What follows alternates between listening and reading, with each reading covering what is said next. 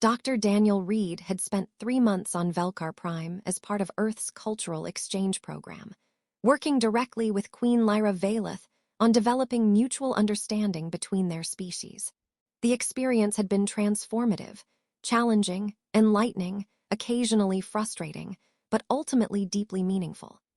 Now, as his assignment was coming to an end and he prepared to return to Earth, he wanted to give Queen Lyra something that expressed his gratitude for her patience, her wisdom, and the genuine friendship that had developed between them over those months. He'd chosen carefully. A simple silver ring, handcrafted by an Earth artisan, with a small blue stone that reminded him of Vel'kari skies. It wasn't expensive by Earth standards, just a thoughtful piece of craftsmanship that seemed appropriate for someone who had everything material wealth could provide, but who might appreciate something personal and meaningful. The farewell audience was formal, held in the throne room with various Vel'kari officials and human diplomatic staff present. Daniel had prepared brief remarks thanking Queen Lyra for her hospitality and expressing hope that the cultural exchange program would continue strengthening Earth-Vel'kari relations. At the end of his formal speech, he approached the throne with the small wrapped box containing the ring. "Your Majesty, I wanted to give you something personal as token of gratitude for these past months. You've taught me so much about Vel'kari culture and perspective, and you've shown patience and kindness that went far beyond what diplomatic obligation required. This is a small gift from Earth, chosen because it reminded me of your skies and seemed like something you might appreciate." He handed her the box, expecting she would open it later in private, or perhaps acknowledge it with formal thanks and move on to concluding the ceremony. Instead, Queen Lyra opened the box immediately. When she saw the ring inside, her entire demeanor changed. Her expression shifted from formal diplomatic courtesy to something between shock and intense focus. The throne room went absolutely silent. Queen Lyra lifted the ring from the box, examining it carefully. Then she looked at Daniel directly, her violet eyes carrying an intensity that made him suddenly very aware that something significant had just happened, and he had no idea what. "Dr. Reed," she said, her voice carefully controlled but carrying undertones he couldn't identify. "Is this a marriage proposal?" The throne room erupted in whispers. Daniel felt the floor disappear beneath him as he tried to process what she'd just asked. What? Your Majesty, it's a gift, a token of gratitude for your—" "In Vel'kari culture," Queen Lyra interrupted gently but firmly, "when someone presents another person with a ring, particularly when that ring is given with personal sentiment rather than as formal diplomatic exchange, it is understood as Tel'var, a proposal of lifelong bonding. The specific object, the personal nature of its presentation, the expressed sentiment of appreciation and connection, all of these mark this as formal marriage proposal rather than simple gift." She held up the ring, and Daniel could see her hand was trembling slightly despite her controlled expression. "The entire court has just witnessed you present me with Tel'var. Whether you intended it or not, you have formally proposed lifelong partnership with the Queen of the Vel'kari Empire." Daniel's mind went completely blank. He'd researched Vel'kari customs extensively during his 3 months here. He'd studied their diplomatic protocols, their social hierarchies, their cultural values. How had he missed something this fundamental about the significance of giving someone a ring? "Your Majesty, I had no idea. I swear I didn't intend to propose marriage. I was just giving you a gift that seemed meaningful and personal. If I've created a diplomatic incident—" "You haven't created an incident." Queen Lyra's voice was quiet now, almost gentle. "But you have created a situation that requires response. Tel'var, once offered before witnesses, must be either accepted or formally declined. There is no neutral option, no treating it as misunderstanding or rescinding the offer. You presented me with a ring with personal sentiment. By Vel'kari law and custom, that is marriage proposal that demands answer." She looked at him with an expression he couldn't quite read. "So I ask you again, Dr. Reed, is this a marriage proposal? Not what you consciously intended, but what it has become through cultural context you didn't fully understand. Are you prepared to accept that this simple gift of gratitude has transformed into formal offer of lifelong partnership?" The throne room remained silent as everyone waited for Daniel's response. He could see Ambassador Chen in his peripheral vision, her expression suggesting she was mentally calculating the diplomatic implications of whatever was about to happen. Daniel looked at Queen Lyra, really looked at her, perhaps more directly than diplomatic protocol usually allowed. She was holding the ring he'd chosen carefully, waiting for his answer to a question he'd never intended to ask, but that now demanded honest response. Your Majesty, I need to understand what I'm actually being asked. You're saying that by Vel'kari custom, I've proposed marriage by giving you this ring. But what does marriage mean in your culture? What would accepting or declining this proposal actually entail? A fair question. Queen Lyra set the ring box down carefully, but kept the ring itself in her hand. Tel'var, lifelong bonding, is the most serious commitment in Vel'kari culture.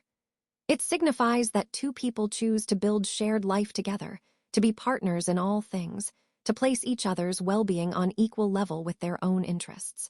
For royalty, it also has political implications.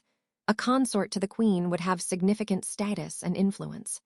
If I accept your proposal, you would become my Tel'var, my chosen partner. You would remain here on Vel'kar Prime rather than returning to Earth. You would be integrated into royal family structure, though as a human you would not be in line of succession.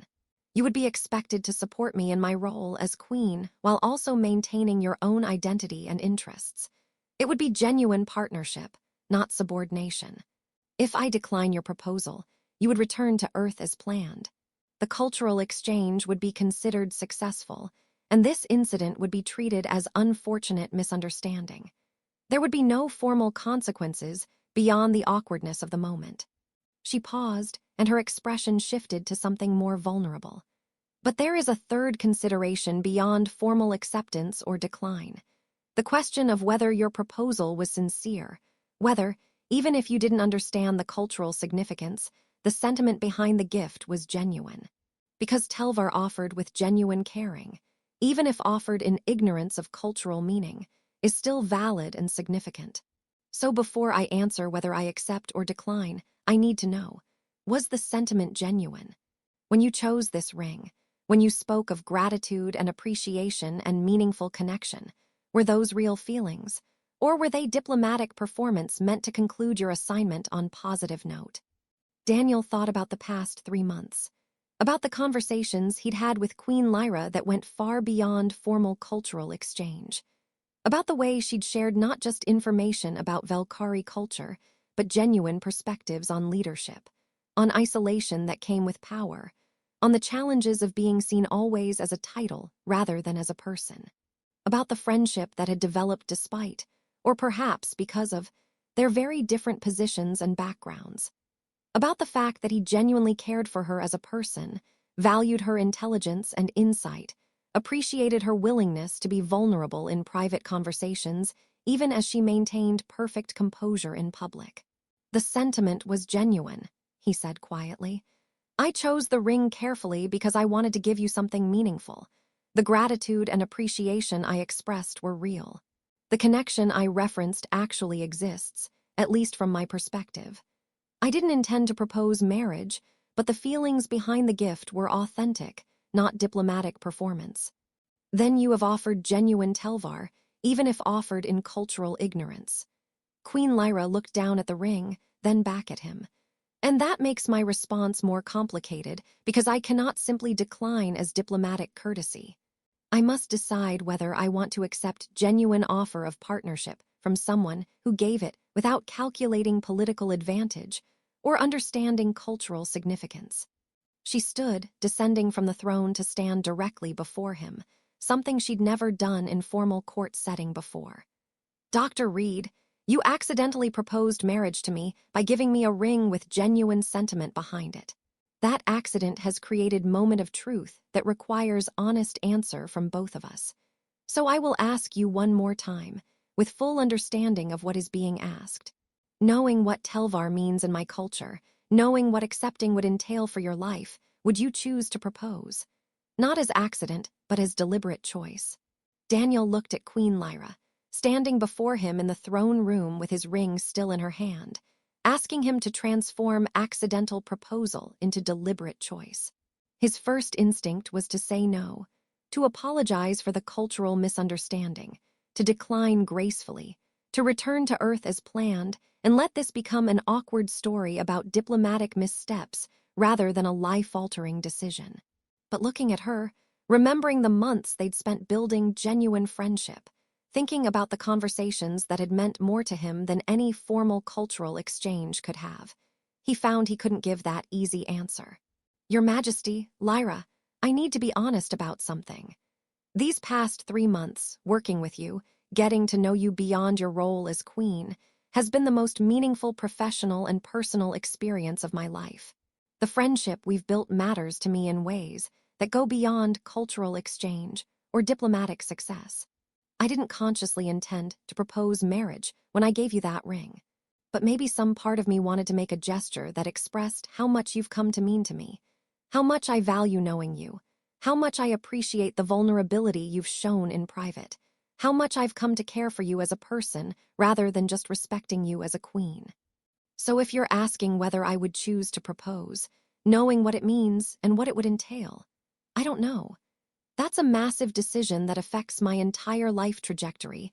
That would mean staying here rather than returning to Earth. That would place me in a role I'm completely unprepared for. But I also know that the thought of leaving tomorrow, of ending this connection we've built, feels wrong in ways I've been trying not to acknowledge. He took a breath, so I can't give you a simple yes or no. What I can tell you is that the sentiment was real, the caring is genuine, and if you want to treat this accident as actual proposal, I'm willing to seriously consider what that would mean rather than automatically declining out of shock or fear of commitment. Queen Lyra was quiet for a long moment. Then she smiled, not the formal diplomatic smile, but something genuine and slightly uncertain. That's the most honest answer you could have given, and it mirrors my own uncertainty about how to respond. She looked at the ring again. When you handed me this box, when I opened it and saw a ring given with genuine sentiment, my first emotion was not offense at the presumption or amusement at the cultural misunderstanding. It was hope that maybe this accident was actually an opportunity for something I've wanted, but haven't known how to pursue. I've valued our friendship these past months more than I've valued most formal alliances. I've shared thoughts and vulnerabilities with you that I rarely show anyone.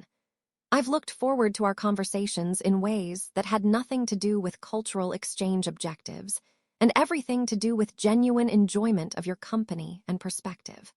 When you accidentally proposed marriage, part of me wanted to accept immediately, to treat this fortunate accident as permission to pursue connection I've been denying myself, because it seemed impossible and inappropriate.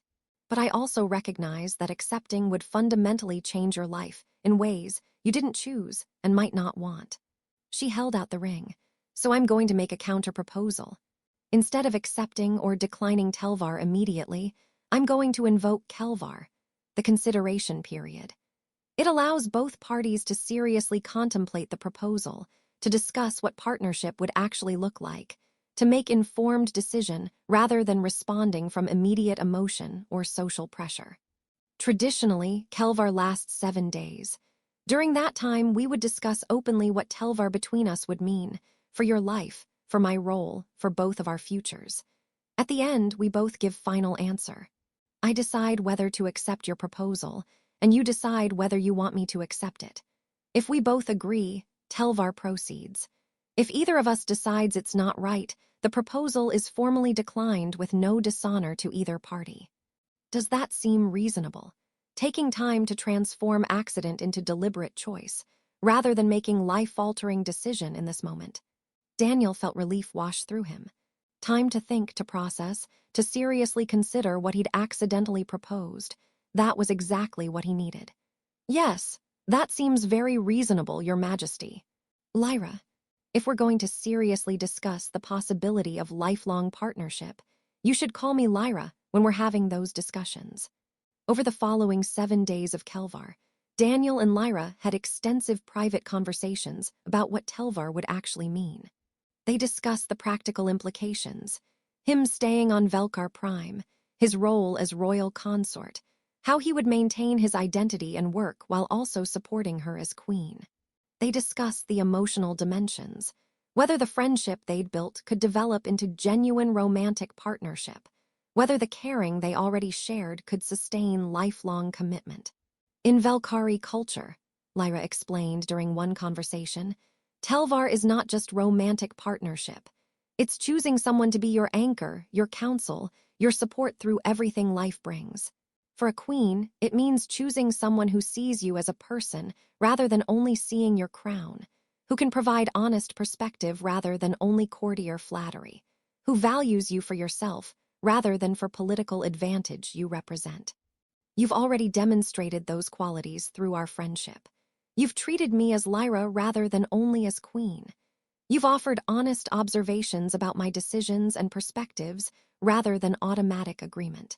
You've valued our connection for itself rather than seeking to leverage it for benefit. Those are the foundations of successful Tel'var. But there are also challenges we would face. Cultural differences. Some Vel'kari would object to their queen choosing a human partner. The power imbalance inherent in our positions. The fact that you would be giving up your life on Earth, your career trajectory, your connections with human society. Those costs are real and would fall primarily on you. Would you resent me for those costs? Would you come to regret staying here, giving up everything on Earth, accepting a role you never chose? Because Tel'var requires genuine mutual choice, not one person sacrificing everything for the other's benefit. Daniel had been thinking about exactly those questions for days.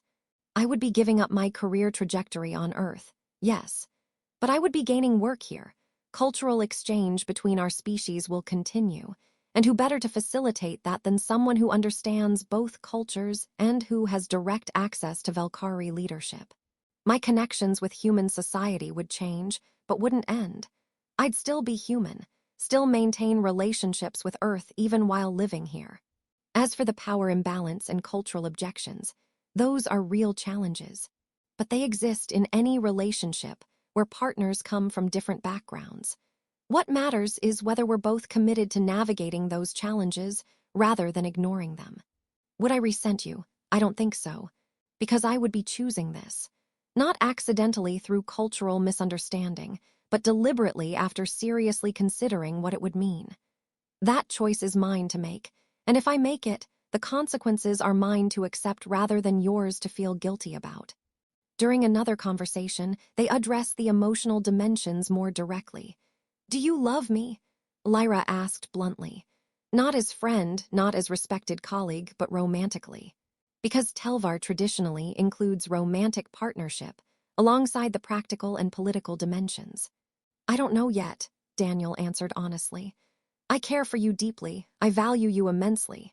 I'm attracted to you intellectually and emotionally. But romantic love, I think that could develop, but I can't claim it exists fully formed right now. Does that disqualify me from Tel'var? No. Tel'var can be accepted based on foundation of caring and respect, with romantic love expected to develop through the partnership, rather than being prerequisite for it. Many successful Tel'var bonds begin with mutual respect and deep friendship, with romantic dimensions developing over time. She paused. I'm in similar position. I care for you more than I've cared for anyone in longer than I can remember. I value our connection immensely, but am I in love with you in the romantic sense? Not yet, but I want to build toward that. I want to give our friendship the opportunity to develop into something more complete. On the 7th day, they met for their final Kel'var discussion to give their answers. Dr. Reed, Daniel, 7 days ago you accidentally proposed marriage to me by giving me a ring with genuine sentiment behind it. We've spent this week discussing seriously what Tel'var would mean. Now we both must answer. Do we want to transform accident into deliberate choice? I'll answer first, Daniel said. Yes, I want you to accept my proposal. Not because I'm trapped by cultural misunderstanding, but because I've realized that the thought of leaving, of not pursuing this connection to see what it could become, feels wrong. I'm choosing to stay, to accept the role of Tel'var, to build genuine partnership with you. That's my deliberate answer to a question I asked accidentally, but that I now ask intentionally. Lyra smiled, and he could see relief in her expression. Then, I accept. You offered Tel'var in cultural ignorance but with genuine sentiment. You've chosen to stand by that offer after understanding its full implications. I choose to accept because these months knowing you have been precious to me. Because you see me as Lyra rather than only as queen. Because I want to build something lasting with someone who values me for myself. She took the ring he'd given her and placed it on her finger, the traditional gesture of accepting Tel'var. You gave me a ring intending gratitude. It became a marriage proposal through cultural context you didn't understand. And now, through honest discussion and mutual choice, we've transformed accident into genuine commitment. That's the most unexpected and most valuable gift you could have given me. Years later, when people asked about their unusual partnership, the story always began with the accidental proposal. The human who gave the Vel'kari queen a ring not knowing it was a marriage proposal. The throne room going silent as cultural significance was revealed. The 7 days of Kel'var where accident transformed into choice. But what made the story meaningful wasn't the dramatic moment of misunderstanding. It was what came after. Two people seriously considering whether accident could become genuine commitment, honestly discussing challenges and possibilities, choosing deliberately what had been offered accidentally. During one anniversary celebration of their Tel'var, Lyra reflected on that initial moment. When you handed me that box and I saw the ring inside, my first thought was shock that you would propose marriage. My second thought was hope that maybe this accident was actually an opportunity for something I wanted, but hadn't known how to pursue. The week of Kel'var gave us time to transform hope into realistic assessment, to discuss seriously what partnership would mean, to decide whether accident could become choice. That deliberation was the real gift, the opportunity to choose consciously what had been offered unconsciously. Yes, you accidentally proposed marriage through cultural misunderstanding. But more importantly, you chose to stand by that proposal after understanding what it meant. And I chose to accept, because you demonstrated through that choice that you valued our connection enough to fundamentally change your life trajectory, to preserve it. Daniel added, I gave you a ring meaning to express gratitude. It became a marriage proposal I never intended. But working through that accident, discussing honestly what it would mean, choosing deliberately to pursue what started accidentally, that process built something more solid than if I'd proposed intentionally with full cultural understanding from the start. Because we had to seriously discuss every aspect of what Tel'var meant, we couldn't rely on cultural assumptions or romantic idealization. We had to build genuine understanding of what we were choosing and why. That foundation has made our partnership stronger than romance alone could have created. The story became a favorite at diplomatic functions, the tale of the human who accidentally proposed to the queen and the 7 days that transformed misunderstanding into genuine commitment. It was told as both amusing anecdote and as genuine relationship advice. Sometimes the best partnerships begin with accidents that force honest conversation and deliberate choice. Is that a marriage proposal? She had asked, holding the ring he'd given in gratitude. He'd had no idea what he'd actually done through cultural ignorance. But facing that accident honestly, discussing seriously what it could mean, choosing deliberately to honor sentiment offered unconsciously, that had created something neither had anticipated but both had needed. From accident to choice, from cultural misunderstanding to genuine partnership, from simple gift to lifelong commitment. Sometimes the most important relationships begin not with careful planning, but with fortunate accidents that force conversations and choices that lead somewhere better than intention alone could have found. Daniel had given Lyra a ring. She'd asked if it was a proposal. Through honest discussion and mutual choice, they'd transformed that accident into genuine Tel'var that had grown into partnership neither would trade for anything. The ring still sat on her finger, no longer an accidental proposal, but a chosen symbol of commitment built through vulnerability, honesty, and the courage to transform mistake into meaning.